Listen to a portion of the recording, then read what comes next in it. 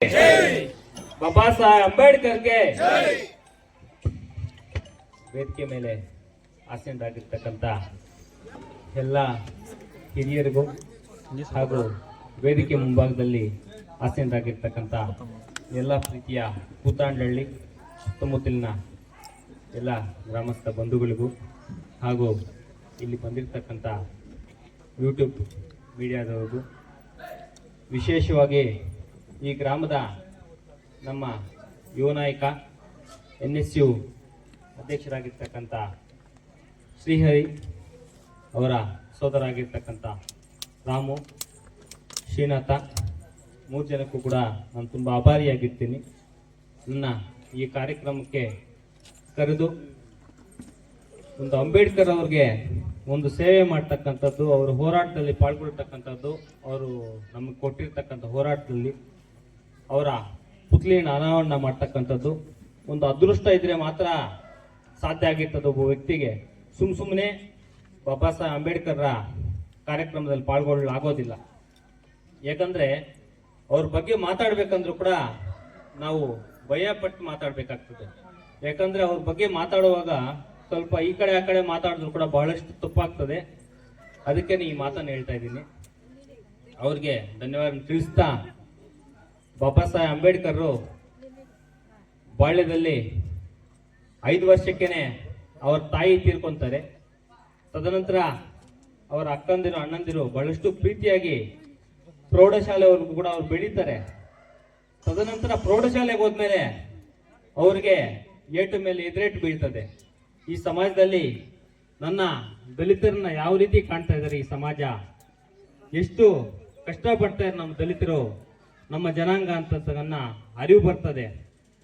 ಅವತ್ತಿನಿಂದ ಬಾಬಾ ಸಾಹೇಬ್ ಅಂಬೇಡ್ಕರ್ ಬಹಳಷ್ಟು ಯೋಚನೆ ಮಾಡಿ ನನ್ನ ಜನಾಂಗವನ್ನ ಇದೇ ರೀತಿ ಬಿಡಬಾರ್ದು, ನನ್ನ ಜನಾಂಗಕ್ಕೆ ಶಿಕ್ಷಣವನ್ನು ಕೊಡಬೇಕು, ನನ್ನ ಜನಾಂಗವನ್ನು ಸಂಘಟಿತ ಮಾಡಬೇಕು, ನನ್ನ ಜನಾಂಗಕ್ಕೆ ಹೋರಾಟ ಮಾಡ್ತಕ್ಕಂಥ ಸಾಮರ್ಥ್ಯವನ್ನು ತುಂಬಬೇಕು ಅಂತಕ್ಕಂಥದ್ದು ಅವ್ರು ಧ್ಯೇಯವಾಗಿ ಇಟ್ಕೊಂಡು, ನಮ್ಮ ಜನಾಂಗದ ಎಲ್ಲರೂ ಕೂಡ ಶಿಕ್ಷಣ ಮಾಡ್ರಿ, ಎಲ್ಲ ಕೂಡ ಈ ಭಾರತ ದೇಶದ ಪ್ರತಿಯೊಬ್ಬ ಬೀಜ ಕೂಡ ಶಿಕ್ಷಣಕ್ಕೆ ಒತ್ತು ನೀಡಬೇಕು. ಯಾಕಂದ್ರೆ ಶಿಕ್ಷಣದಿಂದ ನಮ್ಮ ಮೇಲೆ ನಡೀತಾ ಇರ್ತಕ್ಕಂಥ ದಬ್ಬಾಳಿಕೆಯಿಂದ ನಾವು ಆಚೆ ಬರ್ಬೋದು ಅಂತಕ್ಕಂಥ ಸಂದೇಶವನ್ನ ನಮ್ಮ ಈ ದೇಶದ ಜನಾಂಗಕ್ಕೆ ಸಾರಿದ್ದಾರೆ.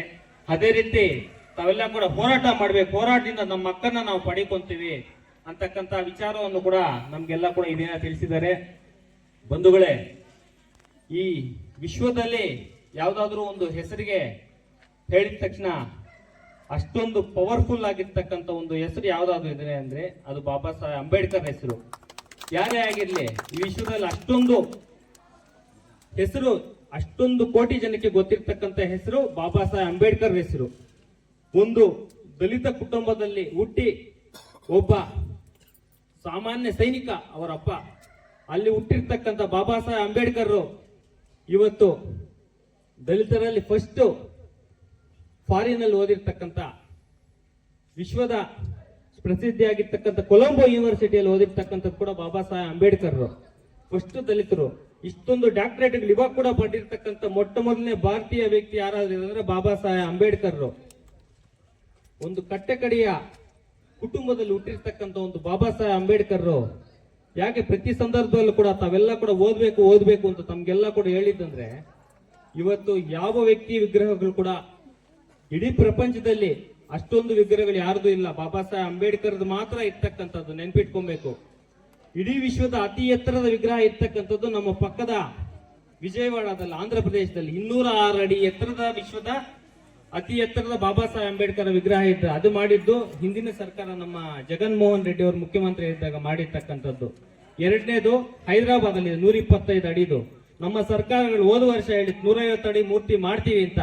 ಅದನ್ನೆಲ್ಲ ಕೂಡ ನಾವು ಇನ್ನು ಬಹಳಷ್ಟು ಗಟ್ಟಿಯಾಗಿ ಇಲ್ಲಿನ ದಲಿತ ನಾಯಕರು, ಈಗಾಗಲೇ ನಮ್ಮ ಹಿರಿಯರು ಹೇಳಿದ್ರು, ನಮ್ಮ ವಿಜಯಣ್ಣ ಆಗಿದ್ರು, ವೆಂಕಟೇಶಣ್ಣ, ದಲಿತ ಚಳವಳಿ ಹುಟ್ಟಿದ್ದು ನಮ್ಮ ದುಕ್ಸಂದ್ರ ಹೋಬಳಿ ಅರಳ್ಳಿಯಲ್ಲಿ ಅಂತ. ತಾವೆಲ್ಲ ಕೂಡ ಈ ವಿಚಾರವನ್ನ ಇವತ್ತಿನ ಒಂದಿನಕ್ಕೆ ತಾವೆಲ್ಲ ಈಗ ಹೇಳ್ಕೊಂಬಂದ್ರಿ, ಒಂದಿನಕ್ಕೆ ಮರಿಬಾರ್ದು. ಇದನ್ನು ಬಹಳಷ್ಟು ದೊಡ್ಡ ಮಟ್ಟದಲ್ಲಿ ನಮಗೆ ಬೇಕೇ ಬೇಕು. 150 ಅಲ್ಲ, 206 ಅಡಿ ಇದೆಯಲ್ಲ, 250 ಅಡಿ ಬೇಕು ಅಂತ ಕೂಡ ಹೋರಾಟ ಮಾಡಬೇಕಾಗ್ತದೆ. ಯಾಕಂದ್ರೆ ಇಲ್ಲಿನ ಸಮಸ್ಯೆಗಳೆಲ್ಲ ಅಂಬೇಡ್ಕರ್ ಅಂತಕ್ಕಂಥದ್ದು ಒಂದು ಸಿಂಬಲ್ ಅಲ್ಲ, ಒಂದು ಬ್ರಾಂಡ್. ಅವರು ಒಂದು ಜ್ಞಾನದ ಸಂಕೇತ. ಅಂತ ವ್ಯಕ್ತಿನ ನಾವು ದಿನ ಕೂಡ ನೋಡಿದ್ರೆ ಅವರ ಆದರ್ಶಗಳನ್ನ ನಾವು ಮೈಗೂಡಿಸ್ಕೊಂತೀವಿ. ಈಗ ಕೂತಾಂಡ್ಲಿಯಲ್ಲಿ ಇಟ್ಟಿದ್ದಾರೆ. ಪ್ರತಿದಿನ ಕೂಡ ನಮ್ ವಿಜಯಣ್ಣ ಹೇಳ್ದಂಗೆ ಅಲ್ಲಿ ಪೂಜೆ ಮಾಡಿದ್ರೆ ಅವರ ಆದರ್ಶಗಳೇನು ಅಂತಕ್ಕಂಥದ್ದು ಪಾಲಿಸಬೇಕು ಇಲ್ಲಿನ ಜನ. ಒಂದು ಜಾತಿಗೆ ಒಂದು ಧರ್ಮಕ್ಕೆ ಸೀಮಿತವಾಗಿರ್ತಕ್ಕಂಥ ವ್ಯಕ್ತಿ ಅಲ್ಲ ಅಂಬೇಡ್ಕರ್. ಅಂಬೇಡ್ಕರ್ ಅವರ ಬಗ್ಗೆ ಹೇಳ್ಕೊಂಡು ಹೋದ್ರೆ ಅವರು ಪಟ್ಟಿರ್ತಕ್ಕಂಥ ಕಷ್ಟದಲ್ಲಿ ನಾವೇನು ಕೂಡ ಕಷ್ಟಪಟ್ಟಿಲ್ಲ. ಅವರು ಯಾವಾಗೂ ಕೂಡ 1937ರಲ್ಲಿ ಶೂಟು ಕೋಟ್ ಹಾಕ್ತಾ ಇದ್ರು. ಈಗ ಕೂಡ ನಾವು ಶೂಟು ಕೋಟು ಹಾಕಕ್ ಸಾಧ್ಯ ಆಗ್ತಾ ಇಲ್ಲ. ಯಾಕಂದ್ರೆ ಅವತ್ತು ಆಗ್ತಾ ಇದ್ದಿದ್ದು ಬಹಳಷ್ಟು ಕಷ್ಟಗಳು ನೋವುಗಳಿತ್ತು ಅವ್ರಿಗೆ ಮನಸ್ಸಿನ ಒಳಗಡೆ. ಇವೆಲ್ಲ ಕೂಡ ಮೇಲೆಗೆ ಏನಾಗ್ತಾ ಇದ್ರು ಅಂದ್ರೆ, ನನ್ನ ಜನಾಂಗ ನನ್ನ ನೋಡಿದ ತಕ್ಷಣ ಇದೇ ರೀತಿ ಇರಬೇಕು ಬಾಬಾ ಸಾಹೇಬ್ ಅಂಬೇಡ್ಕರ್ ತರ, ನಾನೇನಾರ ಅಂತ ಇಂಥ ಬಟ್ಟೆ ಹಾಕೊಂಡ್ರೆ ನಮ್ಮ ಜನಾಂಗ ನಮ್ಮ ನಾಯಕನೇ ಇಂಥದ್ದು ಹಾಕಿದ್ದಾನೆ, ನಾನು ಕೂಡ ಇಂಥದ್ದು ಹಾಕೊಮ್ಮೆ ಅನುಕರಿಸ್ತಾರೆ ಅಂತಕ್ಕಂಥ ನಿಟ್ಟಿನಲ್ಲಿ ಬಾಬಾ ಸಾಹೇಬ್ ಅಂಬೇಡ್ಕರ್ ಅವತ್ತೇ ಶೂಟು ಕೊಟ್ಟು ಎಷ್ಟೇ ಕಷ್ಟಗಳಿರ್ಲಿ ಒಂದು ಪುಸ್ತಕದಲ್ಲಿ ಅವ್ರ ಬಗ್ಗೆ ಓದ್ತೆ. ಅವರು ಬಾಬಾ ಸಾಹೇಬ್ ಅಂಬೇಡ್ಕರ್ ಭಾರತ ದೇಶ ಸ್ವತಂತ್ರ ಬಂದ ಮೇಲೆ ಮೊದಲನೇ ಕಾನೂನು ಮಂತ್ರಿ ಆಗಿದ್ರಷ್ಟೇನೆ. ಅದಕ್ಕಿಂದೆ 1942ರಿಂದ 46ರವರೆಗೂ ಬ್ರಿಟಿಷ್ ಕೌನ್ಸಿಲ್ ಅಲ್ಲಿ ಸಚಿವರಾಗಿ ಕೆಲಸ ಮಾಡ್ತಾರೆ. ಅದನ್ನ ನಮ್ಮ ರಾಜಣ್ಣಗೆ ಬಹಳಷ್ಟು ಬಾಳೆ ಹೇಳಿದ್ದೀನಿ ನಾನು. ಒಂದು ಖಾತೆ ಅಲ್ಲ, ಅವರು ಮಿನಿಸ್ಟರ್ ಕೆಲಸ ಮಾಡ್ತಾ ಇದ್ರು, ಗಣಿ ಖಾತೆಗೆ ಮಾಡ್ತಾ ಇದ್ರು, ಕಾರ್ಮಿಕರ ಖಾತೆಗೆ ಮಾಡ್ತಾ ಇದ್ರು, ಲೋಕೋಪಯೋಗ ಖಾತೆಗೆ ಮಾಡ್ತಾ ಇದ್ರು, ಇಂಧನ ಖಾತೆ, ನೀರಾವರಿ ಖಾತೆಗೆ ಮಾಡ್ತಾ ಇದ್ರು.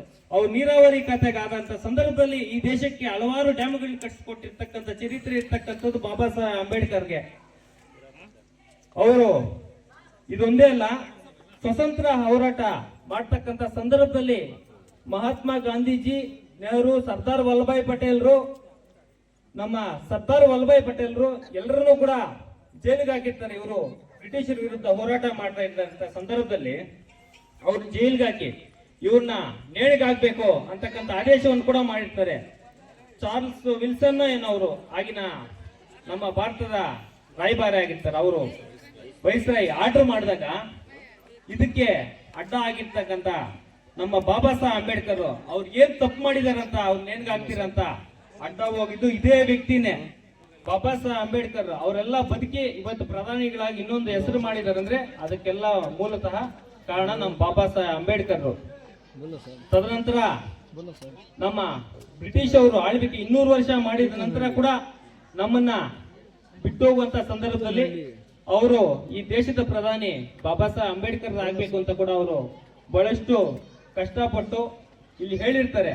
ಬಹಳಷ್ಟು ಕಾರಣಾಂತರಗಳಿಂದ ಅವರು ನಮಗೆ ಸಚಿವರಾಗಿ ಮಾತ್ರ ಉಳಿತಾರೆ. ನಮ್ಮ ಅದೃಷ್ಟ ಏನಪ್ಪಾ ಅಂದ್ರೆ ಅವರು ನಮಗೆ ಬಹಳಷ್ಟು ಕಷ್ಟಪಟ್ಟು ಸುಮಾರು ದಿನಗಳು ಅವರು 2 ವರ್ಷಗಳು ಸುಮಾರು 2 ವರ್ಷ 10 ತಿಂಗಳೇನೋ ಕಷ್ಟಪಟ್ಟು ನಮಗೆ ಸುಭದ್ರವಾದ ಒಂದು ಸಂವಿಧಾನವನ್ನು ಕೊಟ್ಟಿದ್ದಾರೆ. ಸಂವಿಧಾನ ಒಂದು ಇವತ್ತಿಲ್ಲ ಅಂದಿದ್ರೆ ನಾವೆಲ್ಲ ಕೂಡ ಈ ದೇಶದಲ್ಲಿ ಬದುಕಲಿಕ್ಕೆ ಆಗ್ತಾ ಇರ್ಲಿಲ್ಲ. ಈ ದೇಶದಲ್ಲಿ ಎಷ್ಟೋ ಮಾರಣ ಹೋಮಗಳಾಗ್ತಾ ಇತ್ತು. ನಾವೆಲ್ಲ ಕೂಡ ಇಷ್ಟೊಂದು ಫ್ರೀಯಾಗಿ ಸ್ವತಂತ್ರವಾಗಿ ಹೋರಾಡಲಿಕ್ಕೆ ಸಾಧ್ಯ ಇರ್ತಾನೆ ಇರ್ಲಿಲ್ಲ. ತಾವೆಲ್ಲ ಕೂಡ ಗಮನದಲ್ಲಿ ಇಟ್ಕೊಂಡಿರ್ಬೇಕು. ಇಷ್ಟೆಲ್ಲ ಕೂಡ ಅವರು ಕಷ್ಟಪಟ್ಟು ಬಹಳಷ್ಟು ಅವ್ರಿಗೆ ಸಂವಿಧಾನವನ್ನ ಬರೀತಕ್ಕಂಥ ಸಂದರ್ಭದಲ್ಲಿ ಕಣ್ಣಿಗೆ ಒಂದು ಕಾಯಿಲೆ ಬಂದಿರ್ತದೆ. ಆ ಸಂದರ್ಭದಲ್ಲಿ ಕಣ್ಣಲ್ಲಿ ನೀರು ಬರ್ತಾ ಇರ್ತವೆ. ನೈಟ್ ಎಲ್ಲ ಕೂಡ ನಮಗೋಸ್ಕರ ಕಷ್ಟಪಟ್ಟು 294 ವಿಧಿಗಳಿರ್ತಕ್ಕಂಥ ಒಂದು ಸಂವಿಧಾನವನ್ನ ಸುಮಾರು 15,000ದಷ್ಟು ಸೆಷನ್ಗಳು ಮಾಡಿ ಒಂದು ಸಂವಿಧಾನ ಬರೆಯೋದು ಅಷ್ಟು ಈಸಿ ಅಲ್ಲ. ಇದ್ರಲ್ಲಿ ತಪ್ಪೇನಿದೆ, ಇದರಲ್ಲಿ ಕರೆಕ್ಟ್ ಏನಿದೆ ಅಂತಕ್ಕ 15,000 ಸೆಷನ್ಗಳಷ್ಟು ಮಾಡಿ 1,31,000 ಪದಗಳಿರ್ತಕ್ಕಂಥ ಒಂದು ಸಂವಿಧಾನವನ್ನ ನಮ್ಗೆ ಬಹಳಷ್ಟು ಕಷ್ಟಪಟ್ಟು ಬಿಟ್ಕೊಟ್ಟೋಗಿದ್ದಾರೆ. ಬಾಬಾ ಸಾಹೇಬ್ ಅಂಬೇಡ್ಕರ್ 1951ರಲ್ಲಿ ಜನವರಿ 24ನೇ ತಾರೀಕು ನಮ್ಗೆ ಸಂವಿಧಾನ ಕೊಟ್ಟಾಗ ಅವತ್ತಿನ ಹಿಂದಿನ ರಾತ್ರಿವರೆಗೂ ಬಹಳಷ್ಟು ಟೆನ್ಷನ್ ತಗೊಂಡು ಕಾಯಿಲೆಗಳು ತಗೊಂಡು ಬರ್ತಿರ್ತಾರೆ. 25ನೇ ತಾರೀಕು ನೈಟು ಅವರಿಗೆ ಪಿಟೀಲ್ ಬಾರಿಸ್ತಕ್ಕಂಥದ್ದು ಬಹಳಷ್ಟು ಇಷ್ಟ ಆಗಿರ್ತದೆ. ಅವತ್ತು 25ನೇ ತಾರೀಕು ಪಿಟೀಲ್ ವಾಯಿಸ್ತಾರೆ. ಅವ್ರು PA ಬಂದು ಕೇಳ್ತಾರೆ, ಏನ್ ಸರ್ ಇವತ್ತು ಸಂತೋಷವಾಗಿದ್ದೀರಿ ಅಂದ್ರೆ, ಇವತ್ತಿನ ದಿನ ನಾನು ಅನ್ಕೊಂಡಿರ್ತಕ್ಕಂಥವನು ಆಗ್ತಾ ಇದೆ.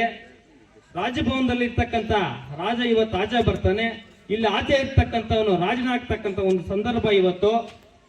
ಪ್ರತಿದಿನ ಕೂಡ ಒಬ್ಬ ರಾಜ ಒಬ್ಬ ರಾಣಿ ಹೊಟ್ಟೆಯಲ್ಲಿ ಹುಟ್ಟುತ್ತಾನೆ. ಇವತ್ತಿನ ದಿನ ಒಂದು ಎಲೆಕ್ಷನ್ ಬ್ಯಾಲೆಟ್ ಪೇಪರ್ ಇಂದ ಹುಟ್ಟತಕ್ಕಂಥ ಮಾತು ಕೂಡ ಹೇಳಿರ್ತಾರೆ. ಅವ್ರ ಬಗ್ಗೆ ಹೇಳಿದ್ರೆ ಇವತ್ತೊಂದಿನ ಅಲ್ಲ, ಬಹಳಷ್ಟು ದಿನ ಆಗ್ತದೆ. ನೀವು ಅವಾಗ ಕೂಡ ಇವತ್ತೊಂದಿನ ಅಲ್ಲ, ನಾವು ಸೀಸನಲ್ ಅಂಬೇಡ್ಕರ್ ವಾದಿಗಳಾಗ್ತಕ್ಕಂಥದ್ದು ಬೇಡ. ನನ್ನ ಅನಿಸಿಕೆ, ನಾನು ಕೂಡ ಸೀಸನಲ್ ಅಂಬೇಡ್ಕರ್ ವಾದಿನಿ. ಯಾಕಂದ್ರೆ ಅಂಬೇಡ್ಕರ್ 14ನೇ ತಾರೀಕು ಬಂದ್ರೆ ಮಾತ್ರ ಬರ್ತೀನಿ, ಮಾತಾಡ್ತೀನಿ. ಡಿಸೆಂಬರ್ ಅಲ್ಲಿ ಒಂದ್ಸಲಿ ಮಾತಾಡ್ತೀವಿ, ಅದು ಬೇಡ. ಪ್ರತಿದಿನ ಕೂಡ ಇಲ್ಲಿರ್ತಕ್ಕಂಥ ಕೆಲವರು ಪ್ರತಿದಿನ ಕೂಡ ಅಂಬೇಡ್ಕರ್ ವಾದಗಳನ್ನ ಹೇಳ್ತಾರೆ. ನೀವು ಅವಾಗ ಕೂಡ ಇಂತಹ ಕಾರ್ಯಕ್ರಮ ನಡೆಸ್ಬೇಕು. ನಾವು ಅಂಬೇಡ್ಕರ್ ಬಗ್ಗೆ ಜನರಿಗೆ ತಿಳಿಸ್ತಕ್ಕಂಥದ್ದು ನಮ್ಮ ಎಲ್ಲರ ಜವಾಬ್ದಾರಿ. ಅವರ ಆದರ್ಶಗಳನ್ನ ಹೇಳ್ತಕ್ಕಂಥದ್ದೆಲ್ಲ ಪಾಲಿಸ್ತಕ್ಕಂಥದ್ದು ಬಹಳಷ್ಟು ಉತ್ತಮ. ಅವ್ರ ಬಗ್ಗೆ ಇನ್ನೂ ಹೇಳ್ತಕೊಂಡೋದ್ರೆ ಒಂದ್ ದಿನ ಕೂಡ ಸಾಕಾಗಲ್ಲ. ಇನ್ನೂ ಹಿರಿಯರಿದ್ದಾರೆ, ಅವ್ರಿಗೆಲ್ಲರೂ ಕೂಡ ಅವಕಾಶ ಕೊಡೋಣ. ಮತ್ತೊಮ್ಮೆ ನಮ್ಮ ಹರಿ ಅವರಿಗೆ ನಮಗೆ ಈ ಕಾರ್ಯಕ್ರಮಕ್ಕೆ ಕರೆದು ನನ್ನ ಮಾತಾಡ್ಲಿಕ್ಕೆ ಅವಕಾಶ ಕೊಟ್ಟ ಅವ್ರಿಗೂ ಈ ಗ್ರಾಮಸ್ಥರಿಗೂ ತುಂಬ ಧನ್ಯವಾದಗಳನ್ನು ತಿಳಿಸ್ತಾ ನನ್ನ ಈ ಮಾತನ್ನು ಮುಗಿಸ್ತಾ ಇದ್ದೀನಿ. ಜೈ ಭೀಮ್.